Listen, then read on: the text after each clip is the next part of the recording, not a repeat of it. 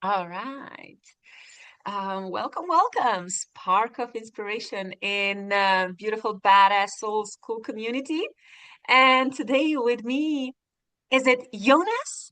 We said it's Jonas, You can call me Jonas. Yeah. or is it Jonas. Jonas? Jonas. Okay, Yeah. cool, Jonas. Thank you. Thank you for being here. We already started very interesting, profound, deep chat, like we both know. And today we are going to talk even more about, yeah, about your expertise, about your experiences, about your mission as a psychedelic educator, and someone who is really expanding consciousness, humanity, on topic of psychedelics and altered state of consciousness. So I'm really, really happy that you're here. Whoever will, watch the recording, I really want them to understand how amazing you are. So yeah, I would invite you to just present yourself a little bit, like who you are, who are you, and what is your mission?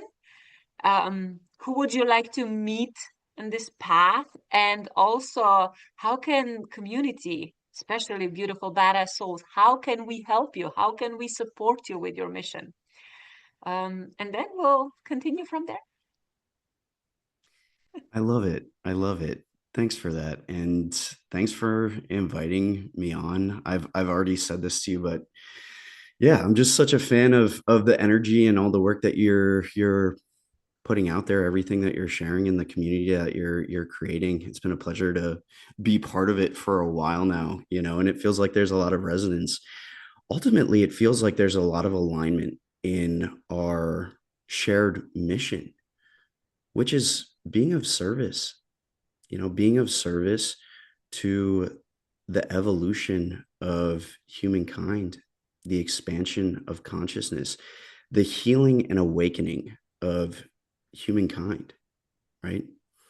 Psychedelics are just one tool. They're just Yeah. one modality on that path. At the end of the day, it's not about the tool, it's about what does this tool offer. And if you ask me, here on planet Earth right now, we need to wake the up, right? You We can say it. need It's allowed. evolution. We need to wake the fuck up. I mean, hey, like, how else am I supposed to say it? Like, this is extreme, It for is. lack of a better word. I once heard someone say that right now we're in a race between consciousness and catastrophe. Yeah. In order to, for the simple survival of our species, long It's term, crazy. we need awakening. We need remembering of the deeper nature of who and what we are and the oneness of life, you know? So, I don't know how much that answers your question. That's kind of, it's not to sound overly Anything, whatever you grandiose, say, but it's that perfect. this is the mission here, right? Um, that's what orients my work with psychedelics. On a more kind of practical level, I spent the last 6 years working full time at a psilocybin therapy retreat center. It was based in Jamaica, which is one of the few countries internationally where psychedelics are legal. Wow. And Okay. in that Didn't time, know I that. had the honor of working with hundreds of people and personally facilitating thousands of experiences with psilocybin mushrooms, working with people from all different walks of life, from all different backgrounds. Primarily, these were people who came to the experience because they were suffering, dealing with depression, anxiety, trauma, substance abuse, OCD, a whole range of issues. And man, I can't even, it's hard to put into words how inspiring it is, how deeply moving it is to see someone who has lost all hope have a single psilocybin experience that completely shifts and reframes their entire experience of life and restores a feeling of hope and joy. It's so endlessly beautiful. you know. It's not just about the substance, it's also about the context around Mhm. the substance. The set and the setting, of course, the intentionality behind it, the availability of support and connection. Connection is such a key to all of this, really Yeah, feeling on a deep level that I am not alone. But what I've come to see more and more clearly is that our everyday, ordinary state of consciousness, if we want to call it ordinary, in some ways, there's nothing ordinary about it, but our everyday human consciousness, it's just one type, it's one state of consciousness, of which there are many, many, many others. And non ordinary states of consciousness, which psychedelics induce, breathwork induces this, spiritual practice can induce this, meditation, trance states, shamanic practices. Non ordinary states of consciousness are a treasure trove of healing, awakening, and personal transformation, right? yeah. I got inspired. If I'm rambling on, you can stop me at any No, time, no, Maria. no. I love listening to you. This is your stage. Like, you're in a spotlight. Like, the lights are on you. So this is, this was my intention. By the way, I would just like to say hi to Wally. Wally, Hi, welcome. Wally. Hi, I'm laying Hi, down. I'm Wally. exhausted, tired. How are you? Yeah, just Nice to see you. enjoy. I was Yeah. just doing a toroidal meditation, and then I just kind of like had some pain come up in my body that was coming from something. So I had to inspect it and let it go, and now it's moving. Mm. So Okay, I'm also just exhausted. relax now a little bit Yeah. more. We're gonna talk later more. And but yeah, now I would really like Listen, to, yeah, I would really you like listen. to create this synergy, that we already created with Yeah. Jonas. And if you feel that you would like to jump in, you're welcome. So no Actually, problem. You I'd can like to jump in say. about when I did psilocybin, what 10 months ago? No, Mhm. I it was like an invitation. I felt like an invitation into the neural network of Mother Earth, Mm. into this neural network of electricity, and there was like green caverns and green caves and just flying through this subconscious connection.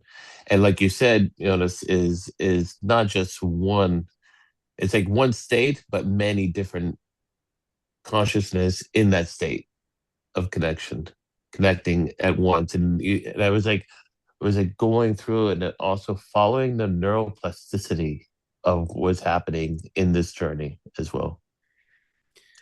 Oh, that's beautiful. Fascinating. Yeah. Yeah. Yeah, thanks for sharing that. Yeah. Thank you for I sharing. I I relate a lot myself. I mean, I was inspired to begin this work because of my own transformative experiences. You know, When was your first psychedelic experience?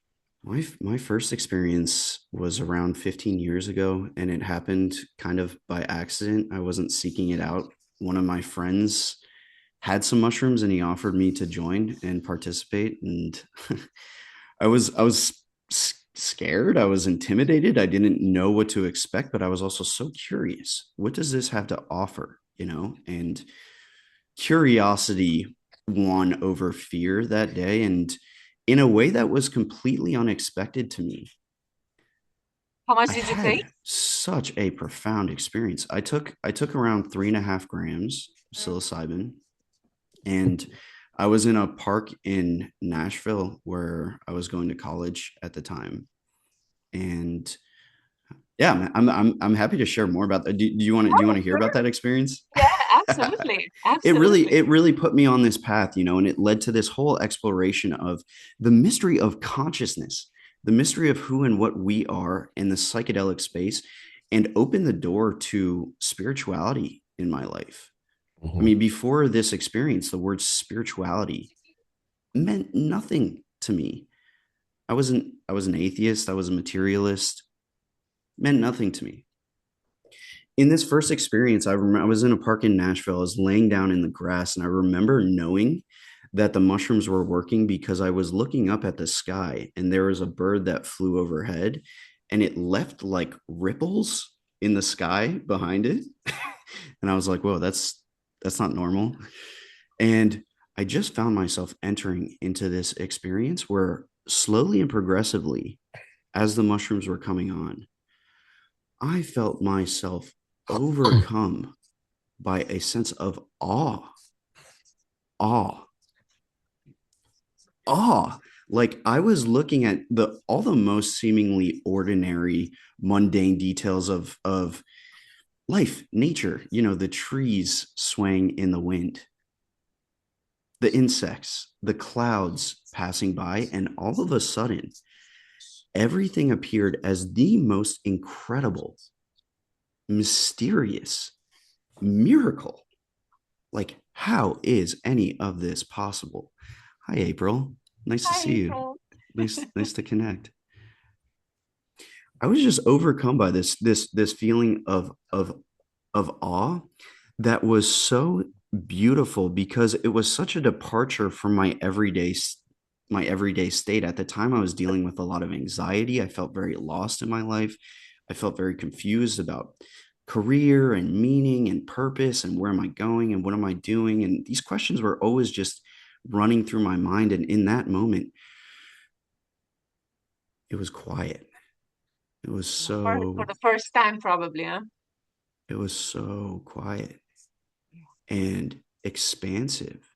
It wasn't just what I was seeing, it was how I was feeling, my sense of self, my sense of time and space were all undergoing these profound shifts and transformations in a way that was just utterly fascinating to me and really spoke to this quality of like there's a magical quality to life.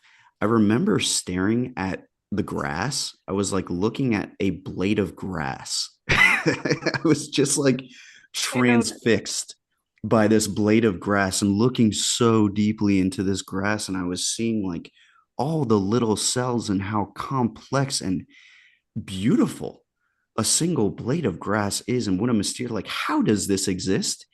And looking around at look how much grass there is. It's like funny in a way, it's silly, but really like there's something to it that's real, which is that when we have the eyes to see, there is something exquisitely miraculous and magical and mysterious to everything. Everything. One more thing I'll share about that experience was there was a moment as I was laying there in the grass where I felt my heart beating in my chest. And it was like my heart was beating extra loud. All my sense experience was just like turned up to maximum volume. My heart was beating in my chest. And all of a sudden, I had this moment, like this realization, the most obvious thing my heart is beating. There was nothing that I was doing to make that happen. There was no effort that I was exerting to make my heart beat. I had no idea how that was happening. It just was happening. And it felt like this quality of life emergence, like all the way through the history of the universe, from the Big Bang or whatever, wherever this has all come from, to this moment right here. Somehow, life has just popped me out, popped us out into existence. Wow.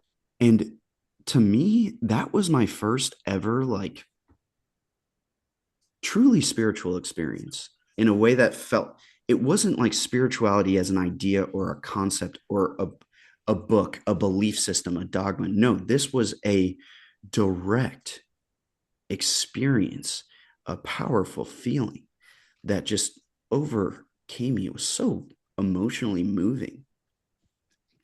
That one day, I went into that experience not having any idea. I had no intention of I'm going to have a healing spiritual experience.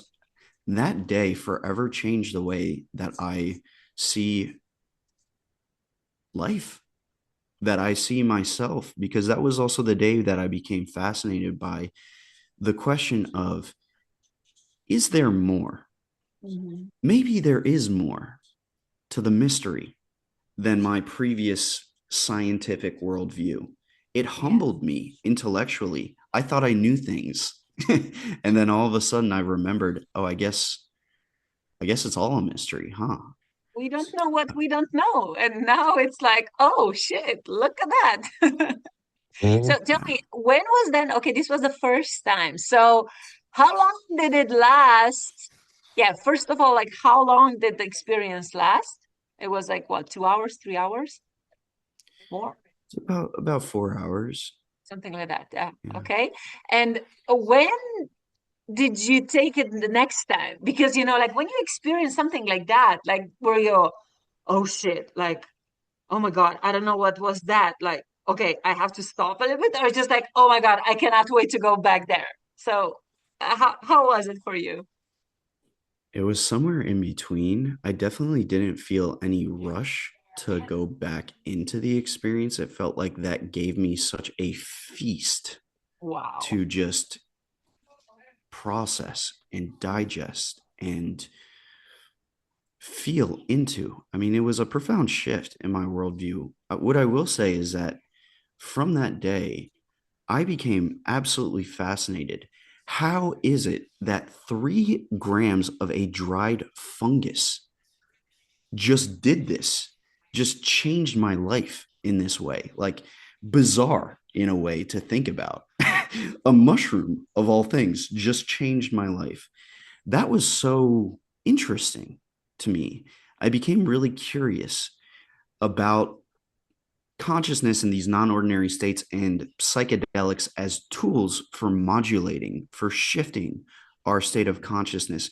I came to see these psychedelic compounds as almost like a telescope.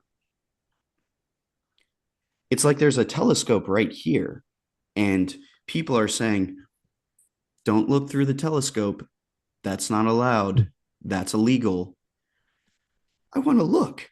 I'm curious to explore. How that unfolded for me was I just started like reading everything I possibly could and consuming all the content I possibly could around psychedelics. And the more that I read, the more that I researched, the more that I absorbed, some of the clinical trials and the scientific data and research around psychedelics, the more it validated to me there is something incredibly profound going on here that we haven't even begun to scratch the surface of. Right. So I just became, yeah, from that day 15 years ago, like this exploration of consciousness, non-ordinary states, the psychedelic space just moved more and more to the very center of my life. Um, and yeah, one thing led to the next there. It was probably another year or two before I had my next mushroom experience. I also soon Really, that discovered long? Wow. I didn't Okay. have access. I didn't Yeah. have any access. I didn't know where to find or source these experiences. I was just curious. It was not long after I started reading and researching that I also came across DMT and Mm-hmm. NDMT. I read the book DMT, the Spirit Molecule, Mhm. and man, I mean, there's just layers and layers to this. Like Yeah. I read the book DMT, the Spirit Molecule, and of a psychiatrist, a doctor who conducted years of research where he administered over 400 doses of intravenous DMT to more than 60 Mhm. different research participants and documented his findings in this book. And as I read that book, man, it just did things to me. I Yeah, because because yeah, I mean the sense that I got was if even a tiny fraction of what these people are saying is true, that changes everything. That changes everything.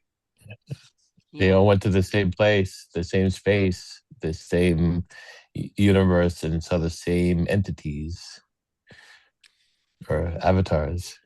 It's incredible.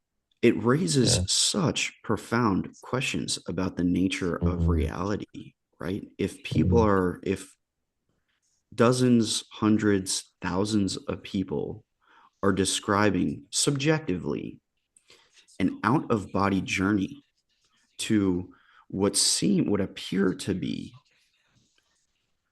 alternate realms, dimensions, planes, layers of existence outside of space and time, beyond this physical universe, that seem for some reason to be more real than real, that somehow feel like they're even more real than this human lifetime.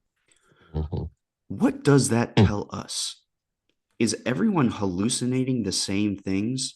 Which, by the way, just so happen to perfectly align with what mystics, sages, shamans, spiritual visionaries, the wisdom holders have been teaching us for thousands of years all around the world, which is that this physical reality is just the tip of the iceberg. There is way more to the mystery of life than a Let physical me universe, and there's more to what let we are.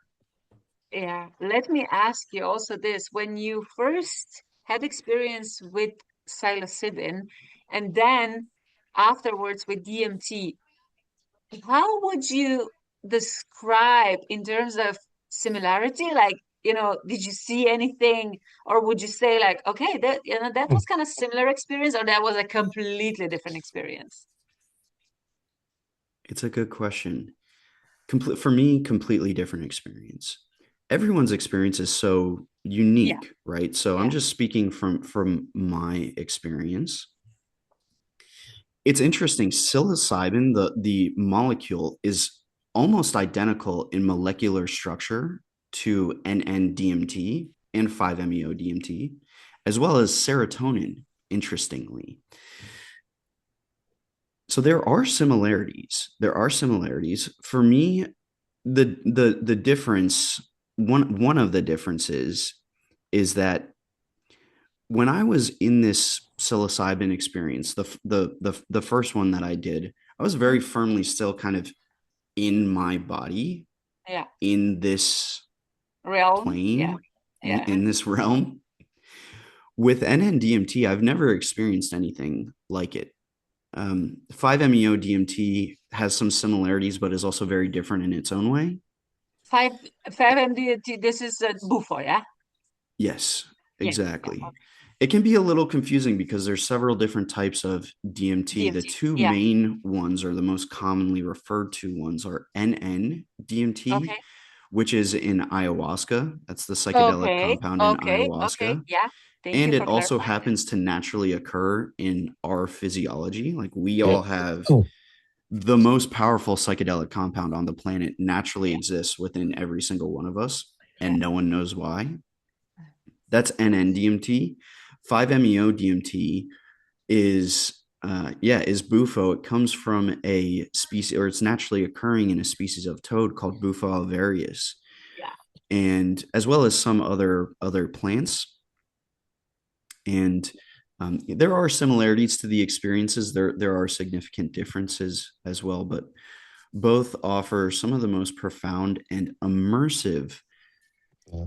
shifts in our consciousness that we know of. Terence McKenna, who's a famous I love psychonaut him. and Yeah. and He's so fun. academic, Yeah.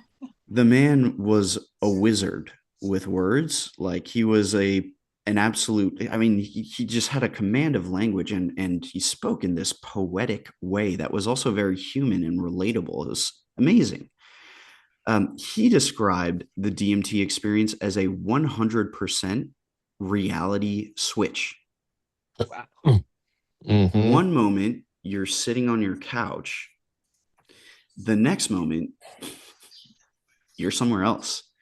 Yeah. You're elsewhere.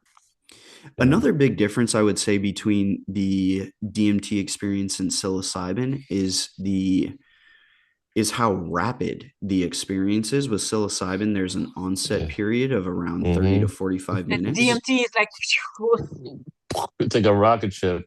A few seconds, yeah. a few Yeah. seconds, a few heartbeats, and the experience arrives.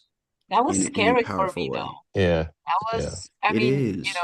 I Yeah. had few experiences before that, but with Bufo, how fast it was, it kind of caught me off guard because when I started dissolving, my nervous system went absolutely crazy. And I wasn't scared because, of course, I prepared myself before. Yeah, I was consciously going into experience, but Mm, subconsciously, when you start dissolving, when you start yeah. disappearing, my nervous system went absolutely crazy. So Yeah.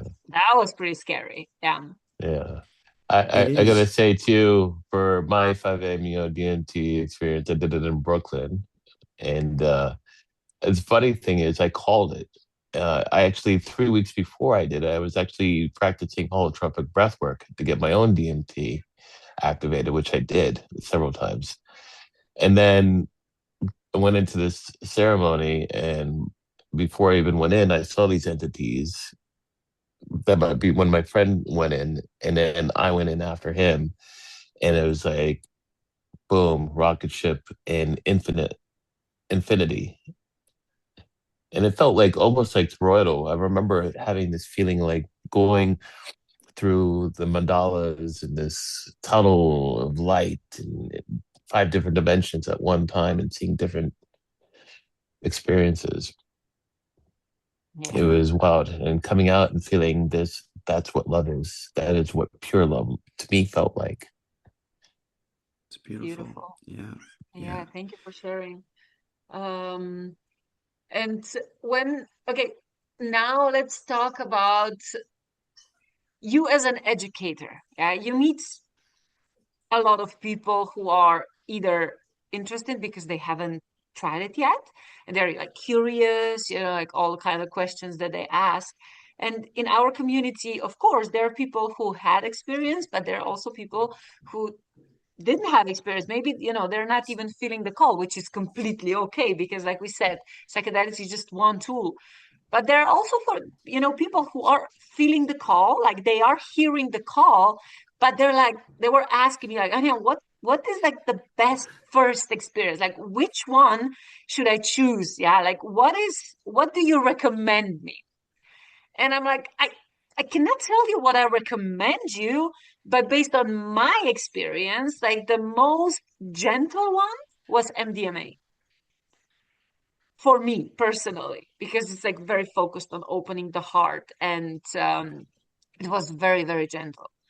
But yeah, like you as a expert in this field, what would you say? Or maybe you can also share what kind of questions people are asking you, and you can also share the answer, like very, very practical ones. Yeah. Yeah. There's a lot, yeah, as far as the education piece, it really pertains to everything that comes before the experience. I was going to say before and after, but there's also during as well. You know, just speaking to the fear, I'm glad that you mentioned that because that's one aspect of it. It is a scary thing to enter into the unknown, right? This experience invites us to relinquish control, to let go all the way. Mhm. That's how we get the most out of it. That's how we get the deepest transformation. And there's really an art form to that. That's a big part of what I work with people around and what I try to educate people around. How to meet the fear. It's not to push it away, right? Often the more that we're trying to push away, the Mhm. bigger it gets.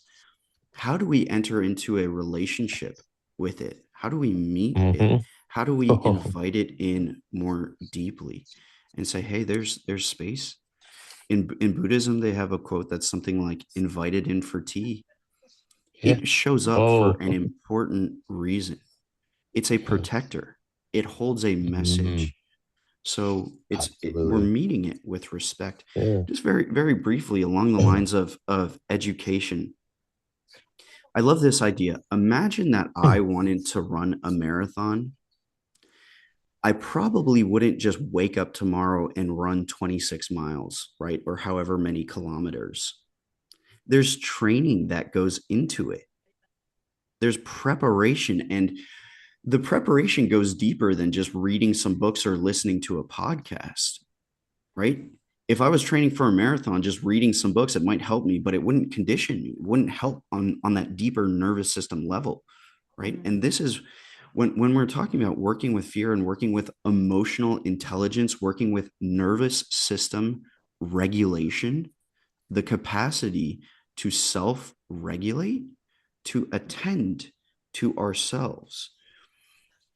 These are all the skills, the deeper skills of exploring non-ordinary states of consciousness that I work with people to educate around. There's a lot more of the practical side of things as well, right? Like, for example, the question of where do I begin? Like, what is the first one to start with? I would agree that MDMA, even though it's not a classic psychedelic, it works in a very different way. It offers a different quality of experience. It's a beautiful place to begin because it's very heart opening, right? And can allow Yeah. for a really gentle, beautiful, emotionally uplifting, and connective, introspective exploration. Almost as much as I think as well, psilocybin, a low dose of psilocybin is a good place to begin. And just to mention as well, again, this idea that it's almost equally important as the substance and the dosage, at least as important, probably more important, is the context, the environment, right? Yeah, and facilitator. Having Absolutely. supportive presence Yeah. Hmm. through the experience makes all the difference. Makes Yeah, all the absolutely. difference. So yeah. Um, Yeah, I don't know if there are any other questions around the education piece that would feel more helpful to talk more deeply about. But yeah, it's helping with that preparation, and also the integration side Oh afterwards, yeah. right? Like after the experience, what are we actually doing with this? How do we use this experience and translate it into real change, real transformation in Every our day is life. daily Yeah. human Mm. everyday experience? Otherwise, it's Yeah. just a memory of an interesting Mm. experience that I Or had. just like a fun night, which is like, I mean, it goes deeper than that, than a fun night, because it definitely unlocks something and brings out something. And when people are not ready to face it, like we, mentioned before, it can be even more challenging. So a lot of people, they go to this kind of they have this kind of experiences, and then they're not ready to they want to bypass it, or they're not ready to face it. Their life can get really, really complicated. So, Mm. Yeah. because it's gonna, manifest a lot of shit, a lot of shit if you are not Yeah. ready to, yeah, face your shadows or whatever comes up. By the way, I would like to ask also April, because April, she's also a shaman. I mean, she's working with animals and so many different levels, magical, magical, magical beings. And I'm really curious to hear your perspective on this. Like, and you probably had some experiences also, yeah? Yeah. And what was kind of the most profound one for you, or, from, I would say, this shamanic perspective? What is your message for people who are thinking about it? Sure. Yeah, thanks for having me. Even though I was late, this was great to catch on your call. Jonas, I really enjoyed looking through your community and all the information that you're sharing already. Thank you. Yeah.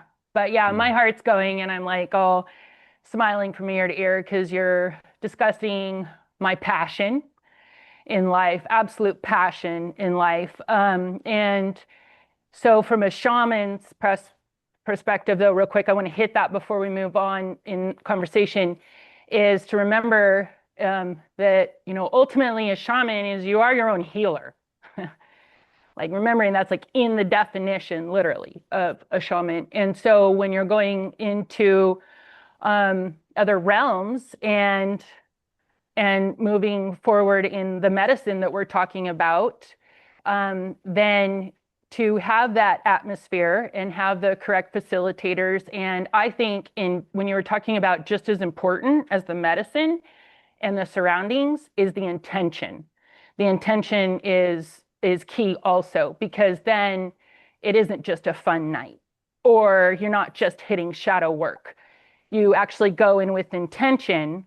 And if your intention is to hit those things, the shadow work, then that is where you're at. But if your intention is to feel gratefulness, or you can go in with intention to heal, something that happened this week, or something that happened years ago, or something you feel like might be in the future, and watch the whole thing play out, and then you're not afraid of it anymore. So I do think realizing you're your own healer, and so when you're participating, you're relying on some outside, those third parties. But ultimately, this experience is going to bring you directly to a source in some way. You're going to hit that. And so whether it's the first time you experience it, or down the line, or different medicines, you will meet source in your own form. Mhm.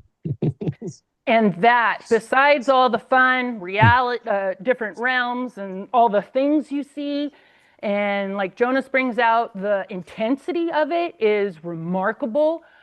We are shamanic breathwork facilitators, and we participate and have facilitated numerous plant medicine.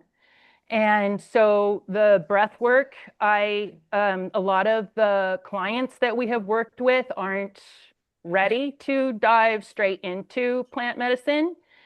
And so we found the breath work to be a fantastic bridge. They may need to do it once, and they may need to do it 10 times, but no matter what, it gets them to a point where they can invite the third party in, which would be medicine of some sort, psychedelics or plant medicine. And then they're much more comfortable, and they've already practiced to a point where they understand intention and they understand the results of what they can get. And I think it allows you to trust the plant's medicine so much more, even myself. And when it comes to breath work, yeah, there's so many, just like with working with the plants, the sacred part there, the energy is to, like with breath work, when you first start off, it's not the case with everyone, but a lot of people need to get to the point where they can surrender enough just to breathe correctly, just to journey. And with me, I can drop in 20 seconds, literally. I've had sessions where it might take me 20 minutes in the beginning, but I was determined to drop in. And so now in breathwork, I am there, and it'll allow me with the plant medicine. I actually allowed that. That's where you can allow the third party to do its work, to do its magic. And I'm not in such a, because I've learned how to manage and control it already in breathwork, here and the breath and all of these things, and like the awareness of what's going on. So going into plant medicine for even clients and myself, it's like, oh wow, I get to let this happen, like really not freak out about surrendering, and not freak out about the physical things that my body is going to go through, and not be upset about purging, because I've already done that in breath work, and I signed up for it, and I sat there, and I could have pulled my blindfold off at any time. And so the fact that I got through, or a person could get through all that, then to go into the plant medicine, I just feels like it's always just so much more embracing.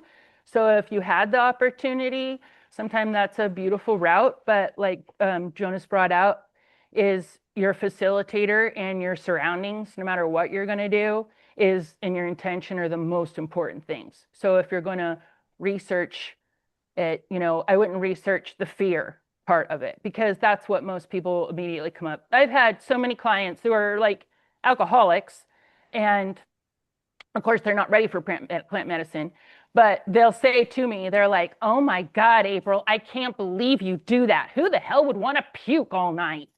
And I'm like, well, I kind of signed up for it, and I purge and get it over with. And in reality, I'm going to bring this up because there are numerous ceremonies I have not purged. I didn't purge on ayahuasca until my like probably eighth sit. And then I just a little bit because I was facilitating for a close family member. And so that actually came up and it was so small. And my tribe sister has come to me and said, she's like, did you ever even do that in Alaska before? And I was like, no, I haven't, you know. And then so I actually went back and have done it since with the intention of purging. Boy, whatever my body was holding in those numerous times I sat, let's get it out. And so there's just, yeah, I kind of took the mic there, but just to give you like a vast scale of different ways to approach this. And not every facilitator, but when you find the right one, they're going to have this knowledge. So the key is to find the right one and lock in on what they're saying and the resources they're giving you instead of trying to do it on your own, because then that's where it kind of goes down the wrong path, right? And you experience those things you're afraid of. So if you go in with intention and a healthier path, then those are the results you're going to get. Yeah. But I just wrote a few things down here because as you were going, I think the only other thing too, I think working with this subject has really changed my life in so many ways with the subjects that we have on the table here. But one also is it taught me, when I embraced it, really truly embraced it, it taught me to live in ceremony. And I really appreciate that. The shaman way is to live in ceremony already.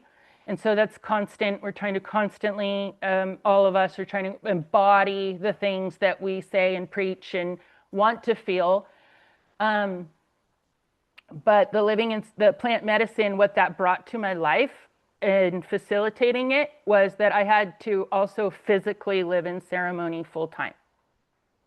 So if I wanted the option, if I told my sister I was there for her, then I had to be there for her.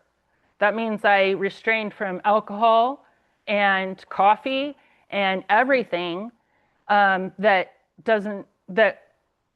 kept me from being prepared to facilitate plant medicine this weekend.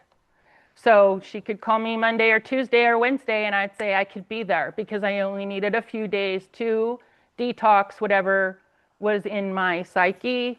I don't watch the news. I'm on world affairs, sure, but I don't watch the daily news. All these things, I keep my body clean and living in ceremony and my heart. So that way we're ready to serve immediately instead of like, oh, do you want to sit in 6 months? It's more, just do it. Yeah. And every once in a while, I'm just like, dude, I need a shaman's dose in the woods, and I want to be ready for that myself too. So yeah. And are you doing ceremonies outside or inside? So we are in the dirt people. My husband and I are very in the dirt people. We love it outside in the dirt. And so most of our ceremonies are done in that season, the warm season, outside. And we have a tendency to pack up a whole camp spot for the day and go with all of our instruments and drums and take it out there for a full day. And some plant medicines are better done inside and a little more, I wouldn't call it restricted is the wrong word, but Jonas might be able to elaborate on it, such as like with psilocybin, we might have our outside ceremony and beforehand we will, go over some things, of course. And one of those things would be like the perimeters. So if you're going to take a walk, then you will not cross the creek or you will not go up this road. We want to be able to know where you're at. So you're not chasing them around. Right? But they can still go have their experiences. One time I walked 15 minutes away and ended up in a burnt tree that was a portal. And boy, there you go. What fun, to have that activity. But some of the other medicines, such as like ayahuasca, have a tendency to be healthier, in an indoor setting with a very well-trained facilitator or server, and they have their list of regulations that you should abide by with all of them. But it is a tendency to be more, keep to yourself a little bit more or so forth. Like I say, I'll hand it over to Jonas because he might be able to Wow. explain how Yeah, that amazing. works with how this works. Yeah. Love it. But, Thank you for sharing, April. Very, very powerful insight. And I'm pretty sure that Jonas has a lot to say based on his experiences as well. Yeah, well, I really appreciate that share. Feels like there's a lot of resonance, and I think I already expressed to you, but yeah, just respect to you, mm, respect for the path that you're walking, thank you. and the service that you're doing for others. I love this idea of living in ceremony. That is integration. It's embodiment, right? Like, Mm-hmm. is spiritual wisdom, is shamanic wisdom something that's reserved to being in a plant medicine ceremony? No, it's a way of life. Mm-hmm. It's something that we're living into at all times, right? Yeah. Yeah, a few things that kind of stood out to me. One is that, before you were sharing, I was talking about this idea of like training for a marathon, and I really felt that quality in what you were sharing about kind of helping people move from breath work through breath work, potentially multiple experiences there before even introducing any other substance. And it's really like it's cultivating readiness, it's cultivating Mm-hmm. the container inwardly and outwardly, right? The capacity to hold the intensity for the on a nervous system level to navigate these experiences, right? One other thing that jumped out, and it was one of the first things that you said, was the idea that, shamans and medicine men and women are healers, and ultimately the healer is Mm-hmm. here. Like, we are our own healers. And I'm not saying that in just a cheesy cliche way either. I've seen it so many times. There's this powerful idea of inner healing intelligence, inner healing intelligence, which is one of the most fascinating and miraculous phenomena that I saw, that I've seen again and again in my time working as a psychedelic facilitator, and participating in facilitating thousands of journeys. Somehow something in us just spontaneously, organically, naturally knows where to go in order to realize Mm-hmm. transformation. And there's so many stories that I have around this, but even just thinking on a physical level, like if I break my arm, I go to the doctor puts a cast on my arm, right? But something within my arm, something within my physiology on a cellular level knows how to heal. It's amazing to Mm-hmm. think about, right? When I get a cut, I'm not trying to figure out how to make that cut heal. It just happens. And what I've come to see is that the same exact thing is true on a mental, emotional, psychological, energetic, spiritual level. There are so many stories that I've seen. I mean, there was one case in particular, I'll just share very briefly, where I worked with a gentleman who was in his 50s and he was struggling with depression. He came to this psilocybin retreat because he was struggling with depression. On the surface, his life was great. He had an incredibly successful career. He had a happy marriage and a beautiful family. He couldn't figure out why he was so depressed. And that just made everything even worse. He felt like a terrible Mm-hmm. person for not being able to appreciate the life that he had built. In his first mushroom experience, he went back to a very specific memory, a very specific moment that happened to him 40 years ago that he had forgotten even happened in the first place. He just put it out of his mind, this traumatic experience. He just put it out of his mind, forgot about it, and tried to move on with his life. And yet, something in him knew. Something in him knew to go right there Mm-hmm. in his very first experience. This needs healing. This needs tending to. Mm-hmm. And there was a profound emotional release of sadness, of grief, of anger, of rage that then led into quite a spiritual, mystical experience for him. It is fascinating. How is this possible that on a conscious intellectual level, he had no idea of what was causing his depression, and yet something in him knew to go right there? He came out of the experience on the other side and he said, I don't want to be naive about this, but it feels like my depression is gone. Mm-hmm.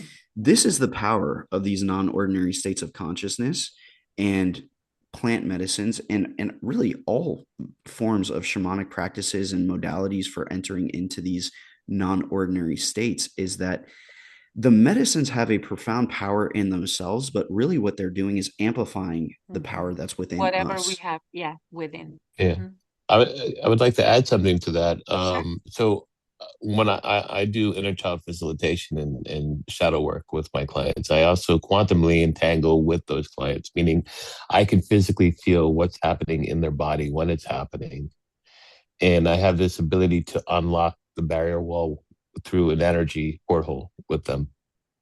And this experience, I can facilitate the same experience without psilocybin, without anything else, but with driving the person from the mind into the heart, into the subconscious body. And I work from the heart to the heart with the heart. And that allows that deeper connection. And they have the same experience without psilocybin or without anything else. So it's interesting. Some people need it, and some people can also go. I can bring people into that state without it. And I have people purging and throwing up and vomiting, and they go through that whole thing, and they go right to the specific age or the specific moment when they were wounded, when the trauma happened, when they had put up their defenses. And we go in there and we look for the lie, the false narrative that they created about themselves in that moment, and what they continue to tell themselves from that moment to now. And then we uncover that and find the truth in it. So it's really interesting, and I would attest a lot of that to my experiences with psilocybin and DMT and working around that. But I also find that you can also, with the right facilitation, go into that same space without it. Yeah, If you had that experience, you know. absolutely. Because not like, there's no one size fits all, or like it's not a cut, cut, how to say, cookie, cookie cutter. Cookie cutter out of There you go. cookie cutter. Nailed it. Yeah, I Yeah, made it. yeah. My God, tongue twister. So yeah, like with breath, like breath work, or I don't know. I think that I think I've sent you the link to this Roxiva, yeah, the light that they were using, or any kind. For example, I had out of body experience, and I found myself on a spaceship just by listening to my heart, Mm. just by listening to my heart. And then when I had, like MDMA or psilocybin, of course, that amplified whatever was already in me. But it is interesting. But how I see it is as well, a person. It really depends on the frequency of the person, because the frequency is changing all the time. So I'm not sure, that we can say, 100% sure that, every time we can take that person to that state, Mm. but it really depends on people's frequency. Maybe on Monday, they are on certain frequency and they're like, okay, yeah, we can do that. But on Friday, it's going to be completely different. And they're unable to access. So it is facilitation, but it's really, really based, on frequency. April. Yeah, and just because I was like, and surrender. I think surrendering is the key, the best tool, one of the top 5 tools, if I can only give someone that to walk into this what we're doing, is to surrender. If you can surrender completely every time, every time you need to, then your experience will be on the right track. Yeah. Yeah. Yeah, awesome. Oh my God, I could talk about this for All hours. I day. love this topic. Yeah. And I'm pretty sure we're gonna yeah, we're gonna do this more. And Jonas, whenever you will have some events or whatever, please share them in the group, because I would really like that, I would really like to empower people. I would really like to build this bridge between your community, between my community, so people know what is going on, Yeah. and uh, how can they also benefit from all your wisdom and everything what you're sharing. You have a Um, breathwork event coming up in your community Yeah. that Yeah. is of the shamanic wow. background, I think. And so, yeah, I just had to touch on that because if you're looking for tools, if anyone on here, is looking for tools to just observe or jump into, it looks like Jonas already, because I'm on that call. I was really excited to see that you're offering that event because of the project I'm working on. I want to give everyone in the world an opportunity to experience the things that we're talking about without having to drive to my table, to let other healers and others, you know, contribute to the world's healing. And so, anyway, back to your event. It looks like a very powerful breathwork ceremony that they're having online next week already. Amazing. Yeah, do share more. Absolutely. Um, so now, when you mention, are you still the facilitator in Jamaica, or are you like now focusing on different path? Because we are all pivoting all the time. But I would really like to share. I mean, listen. I would like to hear what comes next. Yeah. I was working there for the past 6 years. I recently resigned from that Mm-hmm. job. Yeah, to go full time with my with With this your, yeah, school with your mission. project and this Good community. Yeah. job. Yeah. Super powerful. Very good. Yeah, I mean, you're amazing. Like, I don't even remember how we met. I think that when I entered school, I was like, psychedelics, psychedelics, who has psychedelics? And I was like, Jonas, okay, who is this guy? I went to YouTube. Oh my God, 30,000 subscribers. Oh my God, I have to meet this person. So I'm usually like that. And then we hopped on a call, and it was really instant connection and synergy. So I'm grateful, that you're also a part of Beautiful Badass Souls. Um, and I would invite you to also, share, or how do you see it? Like, who would you like to meet? How can our community help you, support you on this Mm, journey, on this magnificent journey, co-creation that we are doing together? thank you. I really appreciate that. Yeah, and right back at you. I feel like this right here, this is profound support just through connection, and um yeah, it's hard to really put into words the power, the importance, the significance of just this right here. Like it's deeper than a want. I think it's a very fundamental human need. Like there's so much of this path that, by this path I mean the human path, the human experience, Mhm. that we simply cannot do alone. We Mm-hmm. need connection. Yeah, I think that's one of the beautiful things about Skool as a platform, and just this, is connecting and having conversations just like this. Go a long way on a personal level, feeling like goodness around, and momentum and energy around this, and also on a collective level, just spreading the wisdom, spreading the awareness, the importance of this work. So yeah, I feel like it's already unfolding, and yeah, Mm-hmm. grateful Amazing. to you, Anya. Do you feel like a cosmic superstar in this moment? You will. You'll get off. You'll get I, off. what's I funny? I have to process certainly, it. I certainly don't always feel that way, but this was actually one of the most profound gifts that I've received from the medicine space. And you were speaking to it earlier, Anya, like before we started this call, of this sense of like, what a unbelievably profound blessing it is to be in this human experience right here and now. It is special, it's cosmic, it's intergalactic in a way that's like hard for the human Yeah. mind to even begin to fathom and comprehend. I do feel like we all came here Yeah. Oh yeah. for a reason. Don't get me started. You Oh know what I'm man. talking about. I know Yeah. exactly what you're like. I deal with fear every morning. I wake up and I have fear, and I face fear every morning.